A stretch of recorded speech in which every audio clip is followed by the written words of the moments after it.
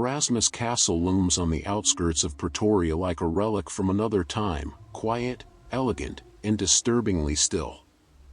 Built in the late 19th century by George Dean Erasmus, the mansion was once a grand farmhouse, surrounded by fields and rolling hills. But those hills have fallen silent. Locals call it Die Spookhuis, the haunted house. For over a century, people have reported seeing ghostly figures in the windows, hearing the echo of horse hooves, and even catching glimpses of a woman in black who disappears behind walls. Some say it's the spirit of Lady Erasmus, who was buried alive in the cellar after being accused of witchcraft by her own husband.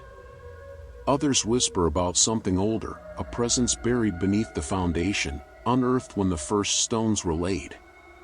In 2024, a South African ghost hunting channel called Shadow Realms decided to livestream an overnight investigation inside Erasmus Castle.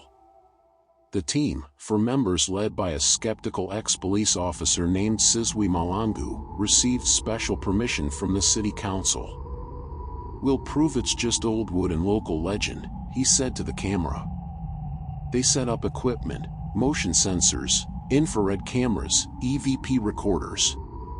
Everything started off quiet, creaking floors, drafts, some strange temperature drops. Nothing they couldn't explain. Until 2:13 a.m. As they stood near the grand staircase, one of the motion sensors went off, upstairs, in the sealed east wing, where the Erasmus family had once lived, and where a nanny had hung herself after the child she cared for died mysteriously in the well. They reviewed the camera feed. A figure stood at the top of the stairs. Head tilted. Long dress. No face. When Sizwe and the cameraman ran up to investigate, the temperature plunged. Their breath fogged. And then, from the old nursery, a music box began to play, by itself. Die Pop kom hail Jew. The doll is coming for you.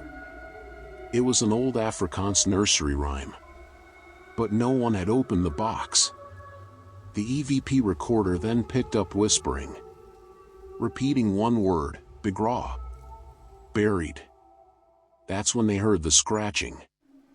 Behind the nursery wall.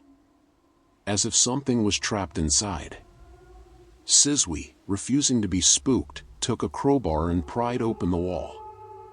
Inside was a bricked-up alcove, and behind it, a child-sized rocking horse, still gently rocking.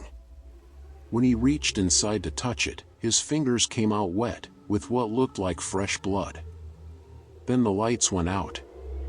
The vanishing. Only 2 members of the Shadow Realms team made it out alive. Sizwe was never found. They say he's still in that sealed wing, wandering its halls, confused, muttering something in Zulu and Afrikaans. Surveillance footage from later days showed his reflection in mirrors, even though he was gone. But one eerie thing remains. The live stream never ended. The feed went black, but the channel kept recording, static, and then, the sound of a child laughing.